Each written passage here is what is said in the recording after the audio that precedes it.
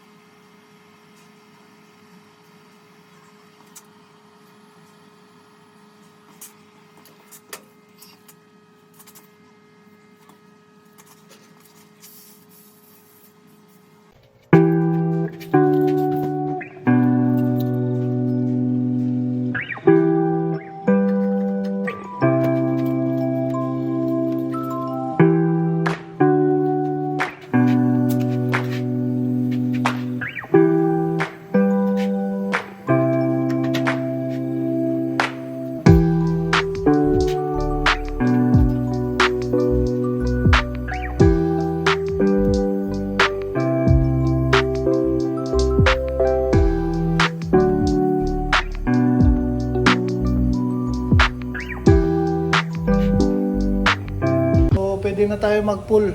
I-pull na natin yung ating valve guys kasi wala na yung parang ano niya, yung hangin niya. Okay naman siya.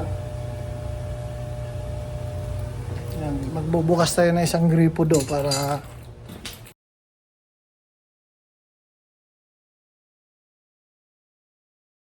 so ayun nga guys, wala na tayong nakikitang leak.